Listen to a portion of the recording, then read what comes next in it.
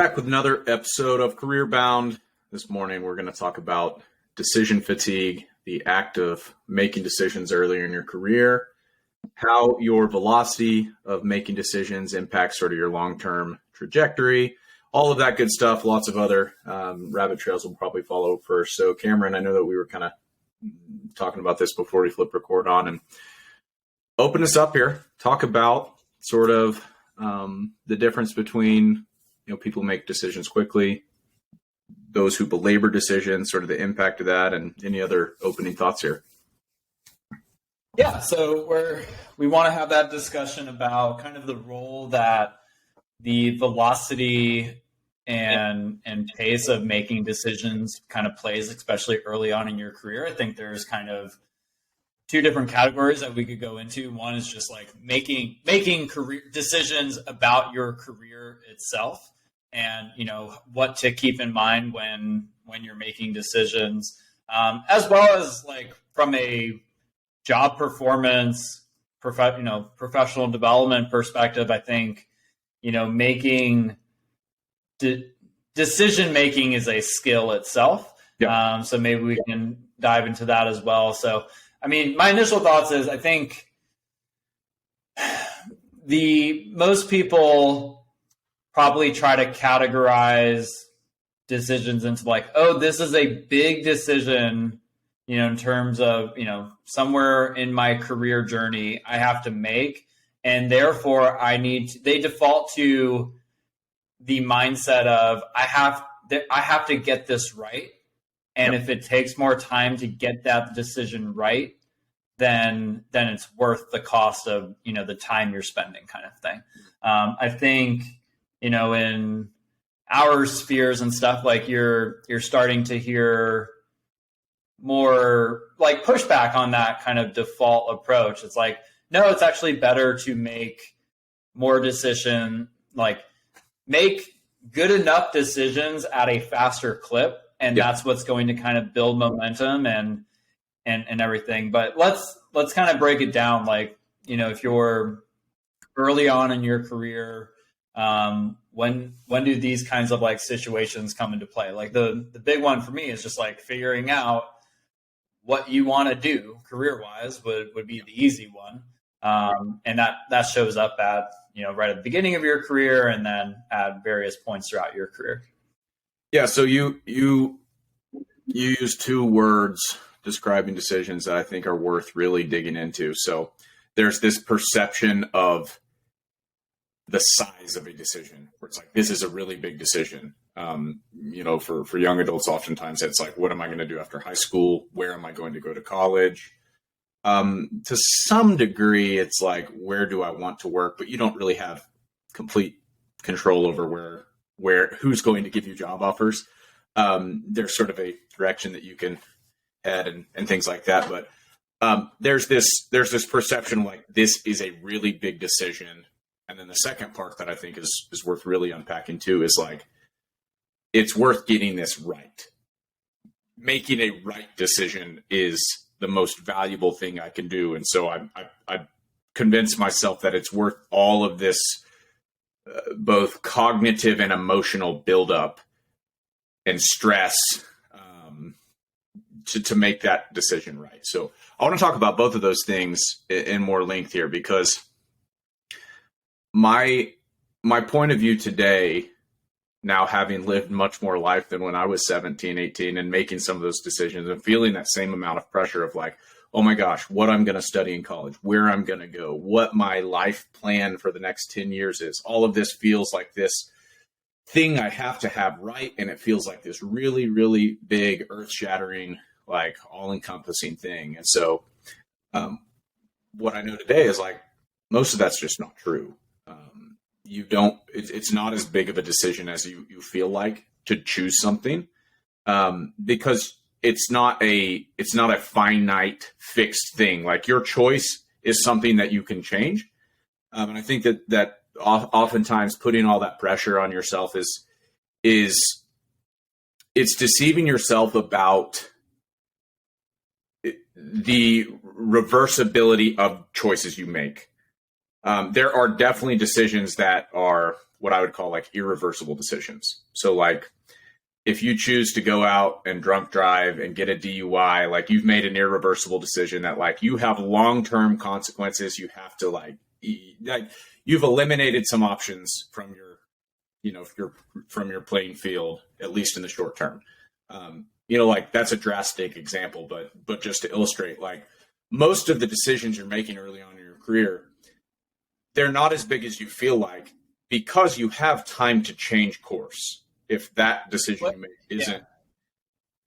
Mitchell, what decisions do you think, like early on in adulthood, early on in career, do you think are typically viewed as like these are big decisions where you should prioritize getting them right rather than like making the decision on a faster pace, that are actually, better off, like they are more reversible, they are less permanent than people realize? Yeah, so I think the first one is like just what you're doing after high school. I think people feel this intense amount of pressure to choose the right thing, and that they have this feeling that it's such a big decision. It's like, I need to go to college now, even if I don't really want to, or even if I'm not really sure what I want to do. I need to go now because I've been convinced that the consequences of not doing that are very high. Like I'll be behind. I'll be somebody who's, not only behind my peers, but I'll be older when I graduate. There's like all this buildup. It's like, I'm forced into making this decision. And then a function of that becomes not only do I go to college, but like which college do I choose? There's some control. Some of that's out of your control, like where were you accepted and things like that. But I think it's all of those early career moves too, because I think even for people who choose not to go to college, it's, if I'm going to enter the workforce or I'm going to take a gap year, and more so for those entering the workforce that are ambitious, is like, which types of jobs do I want to get? It really matters the type of company or which trajectory I get on. The fact of the matter is like, none of that matters as much as it feels like it does right now in this moment. And part of the moment that I think, instead of making this a really stressful moment, the way most young adults do, because they have all this perceived pressure on this is a big life decision, I have to get it right. I would say revel in the moment of probably your first opportunity to exhibit any meaningful amount of independence and freedom over your life course. Up to that point, a lot of young adults, they have no say over like how their life has been constructed. And to be fair, some helicopter parents probably are like, you're going to this college, you're going to do that. Like there's probably still some feuds there for some people, but the vast majority of young adults, 18 years old, like you get to choose, or you have at least some higher level of agency than you've experienced for the past 18 years of your life over what you get to do. And so instead of letting it stress you out, I think celebrate that you have that agency. And two, and instead of stressing over it and celebrating it, like recognize that you have time to adapt. You have the opportunity to change course if the decision you make first doesn't pan out, or you feel like you get 100 yards down that path and you're like, okay, this isn't panning out the way that I thought it was, or maybe I've learned something new that I'm now interested in this path. Like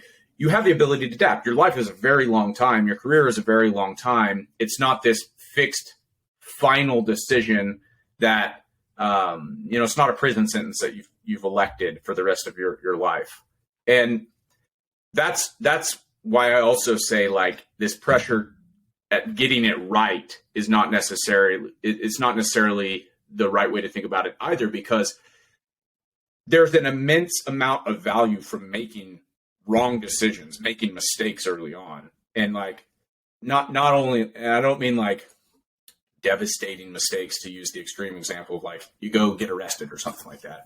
And like, I mean, going after something that you think you want and taking that experiment seriously and recognizing, hey, this isn't necessarily the thing that I'm most interested in.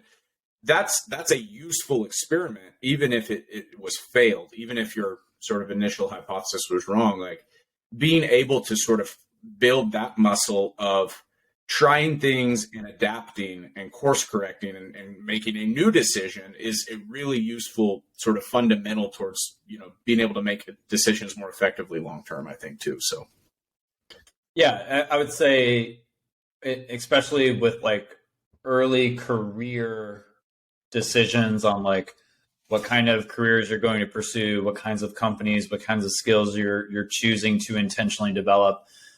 Like you're saying, it's more important to have a hypothesis that you act on. It's more important to have the hypothesis and act on it rather than make sure you have the right hypothesis. Yeah. Yes, absolutely. And I think what happens all too often, and this is true not just of young adults, but people sort of at any stage of their career, is you expend. I do this too. I'm guilty as charged too. This is sort of my default state too. Is like you expend ridiculous amounts of energy evaluating a decision, and it's exhausting, and it's emotionally draining. It's distracting intellectually from whatever other responsibilities you have. It consumes you. The more sort of weight you put on your decisions, as opposed to sort of default to just like action bias.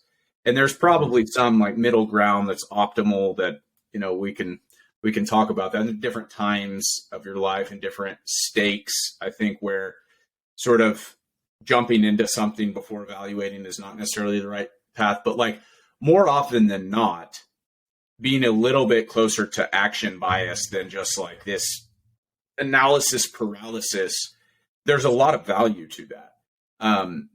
If for no other reason than just saving yourself a lot of agony and stress and emotional turmoil from deceiving yourself and pretending like your decision, one, is as consequential as you think it is, and two, that it's like a final thing that you can't course correct from. Yeah. Or just viewing it as like, I'm either going to get the decision right or wrong, and therefore I need to be right, rather than being like, all right, there's a whole range of outcomes here that are going to have some kind of value, some kind of, something I can take away and learn from and apply it, to my future, essentially. Yeah. I think a good contrast, like I think everybody knows at least a couple of people in their lives that, very regularly kind of get into that like paralysis by analysis mode where they're just agonizing over decisions. It takes them forever to make a decision and act on it. And then everybody knows kind of the kind of personality on the opposite end of the spectrum where it's like, oh, this person's just like super hyper jumping around and it seems like there's never any kind of plan. Yeah.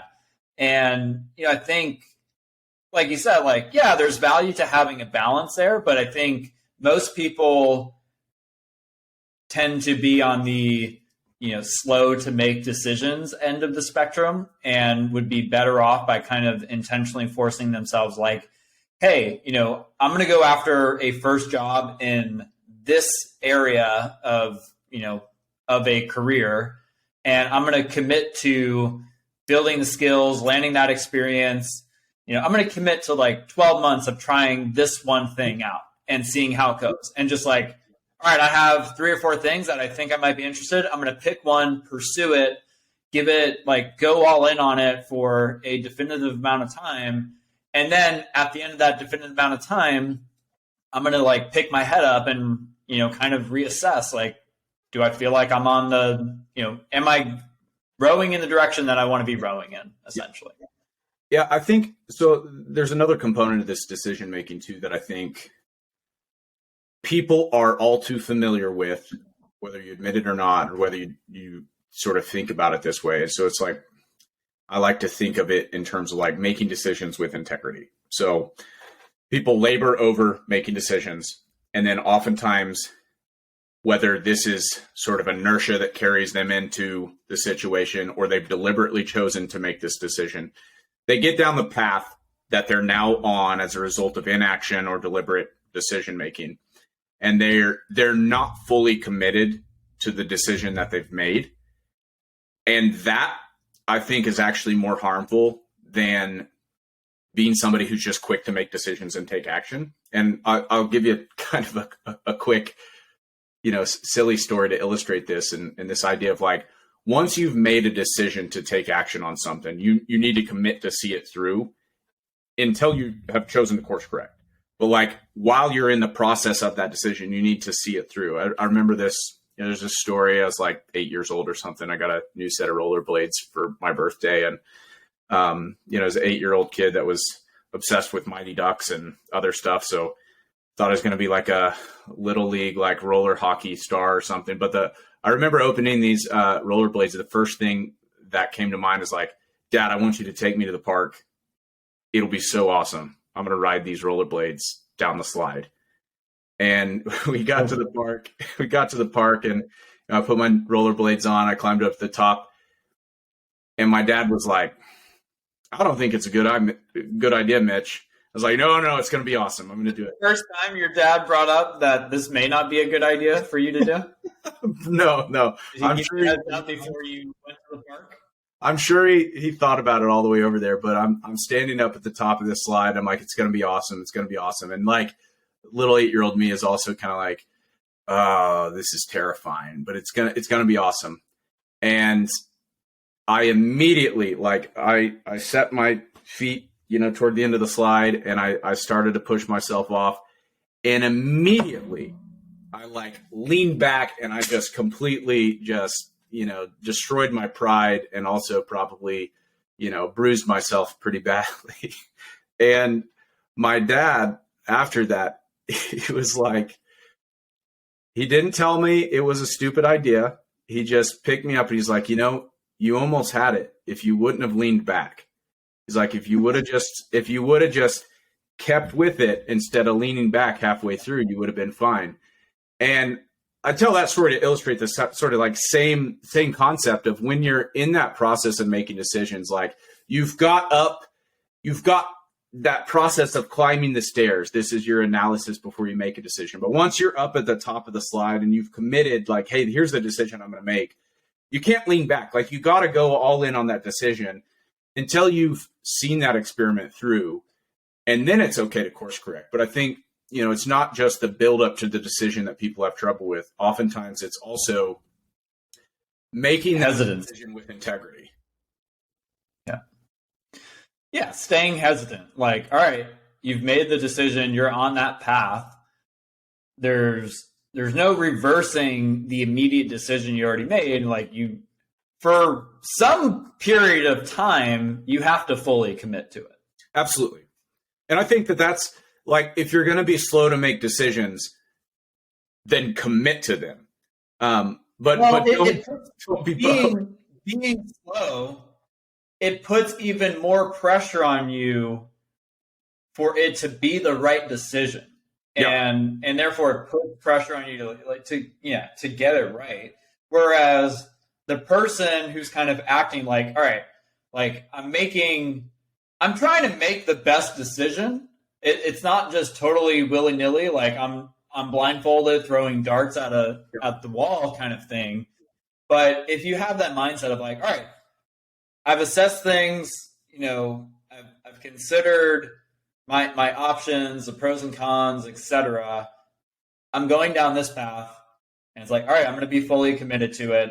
And I think getting to that point quicker, it gives you more time to figure out, was this the right direction? And instead of taking, a year to decide what kinds of jobs you want to, first pursue early on in your career, if you took a week or two to decide that, and now you're essentially a year ahead of where you were if you took that time, and now you actually have the time to figure out, like, to learn from that kind of experience. And, you're like, I think it's actually a good visual to like imagine, like I used to play the Crash Bandicoot games, way back in the day growing up, and they would have like the races where you were on a time trial.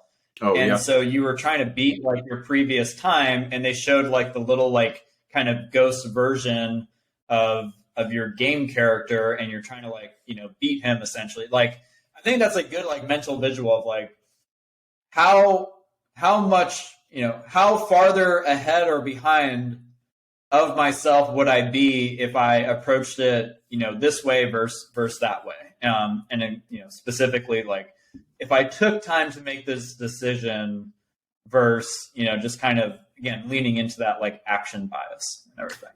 Yeah, for sure. I mean, if like you could go get another year of experience rather than just sitting there and sitting in college bored as a tortured soul, like unsure about the station you're in, like you're going to be better off. But I think that the point you just made is really crucial. So the distinction between comparing yourself to yourself, so your past self and sort of your future potential self, as opposed to comparing yourself to other people. You are on your own path and sort of you have your own trajectory, and like that's the comparison. If you need to make comparisons, compare yourself to sort of where you've been, who you are, and who you could be, as opposed to, hey, am I behind my peers? Is the path that I'm on, is it, like back to what I was saying earlier about the pressure to feel like you got to go to college immediately, whether you're convinced that's the right decision or not, because you feel this pressure of like, I don't want to get 5 years down the road and now I'm behind my peers, or I'm the old student and I'm not going to have job prospects and my whole life is going to be wrecked because I missed this window of time. Like, forget about that comparison. Instead, compare yourself to who you could be, who you are today. To go off on another tangent here, I wanted to just like kind of pick your brain too about like, how do you get better at making decisions aside from actually making decisions? Like, what are other things you can do to improve not only your decision making ability, but improving the quality of your decision making over time? Like, has there been anything that, whether it's this formal exercise or just life experience, that's been useful for you? And I can think of some things too. I set the question up, but I'm just thinking of my own experience, thinking out loud. Yeah, like I'm not one to have like super formal structured, like, oh, these are the mental models that I am sitting down and thinking through to like make decisions in my life, or like, how to improve myself in those kinds of ways or whatever. But I think a lot of it is just like, how good are you at increasing your self-awareness and knowledge as you gain experience and everything. So, I think it kind of comes back to the very basic concept of like, you don't want to make the same mistake twice. So like, you make a decision, and if it's didn't work out as you expected, it's like, all right, like sit down and think through like, what do you think actually happened here? What were the assumptions that you based the initial decision off of? Were those incorrect, or were there things that happened that you couldn't have predicted, and that was just kind of part of the overall like risk assessment of the decision you made. But yeah, I think I kind of rely on just hey, like I trust myself to gain more self-awareness, self-knowledge, so that, I'm able to make better decisions in the future. And then I think there's also, a component of always trying to figure out like, hey, how can I learn from others that seem to be more skilled, skilled at decision making? Like, what are, if I can take a little nugget away from, either somebody that I personally know and I'm kind of seeing them go through some kind of, decision-making process, and I can store away for, my future self when I'm in a similar position as them, or, just, different things like that. I think it just starts though with, understanding the value of, hey, like if you're 18 to 22, you're just getting your life started. I think just knowing like, you're not going to be the best at making, those kind of like bigger career and life decisions. necessarily, or you're not going to be as good as you should be, 5 years into the future, 10 years into the future. So no, like in some ways you're like handicapped compared to your future self. And then just kind of giving yourself, like, I think understanding, like, all right, I'm not as good at decision making on big things as I'm going to be. Therefore, like, I should account for that when I'm making decisions. Like, I think that's a really kind of simple meta thing to keep in mind. Yeah, I have a few different sort of loose made up frameworks of my own, but there's one quote that I come back to all the time. And this is a different season of my life than when this was super valuable initially, but it's valuable for a different reason now. So Derek Sivers, successful entrepreneur, like one of his big quotes that's been, reused all the time is, early on in your career, say yes to everything that's not a hell no.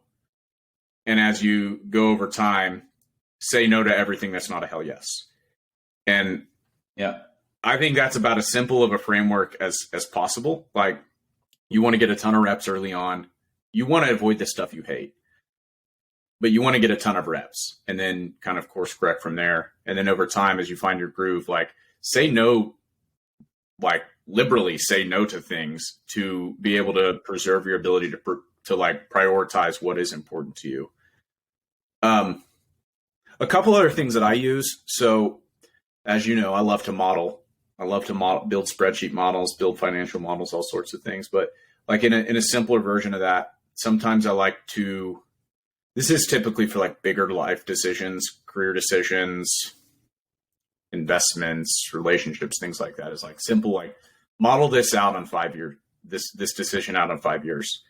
Like, especially if you're like in a situation where it's like in the past, for instance, I've been, this is a job that like, I love the job, but I was kind of burnt out and ready to do my next thing. And I was like, I wasn't growing and I wasn't like invested in my own personal development anymore. And I kind of saw this somewhat rocky trajectory of like, how much more, where am I at in a few years if I continue down this path, as opposed to this other thing that I'm a lot more excited about.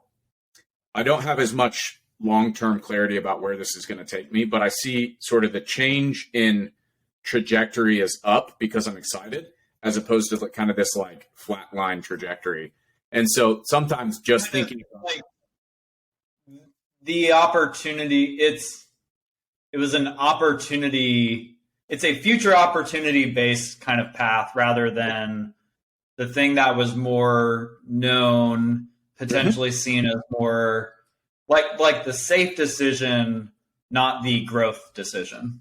Exactly. And you obviously don't know, you don't know what you don't know. You don't know how the future is going to shake out really, based on this decision or this decision, but you know yourself, and you can kind of like, I think being somewhat future oriented and assessing your feeling as you evaluate those different potential versions of yourself. Like, you kind of already know which decision you want to make based on like, oh, attached to this decision, there's all these things, these elements that make my life suck more, or I'm unhappy, or I feel like I'm not being the best version of myself.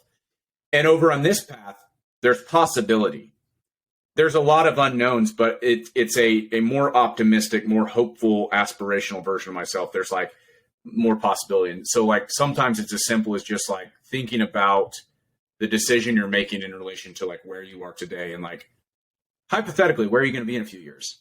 The other one, so one other one here, and I think I've got this book on this book. Thinking in Bets is a good book. Yeah. Annie Duke is a former professional poker player. So what I like about this book, and I think it's like practical, actionable advice for people, is this idea of like expected value, where, in poker, you're making a quick mathematical calculation of like, okay, here's the hand I have in relation to the other known quantities here, and here's the value of the pot. And at this level of probability, like, here's my expected value. you don't have to be a math genius to use this in your life, but like you kind of, what it does is it divorces the outcome from the process of making a decision, where it's like you can make a lot of right decisions. Like this is the right decision, and the outcome is not what you hoped it could be. Like that's a really important lesson, I think, to learn, is in the process of making decisions in your life. Sometimes you're going to make the right decision. It's not going to pan out how you wanted it to, and that you're not wrong.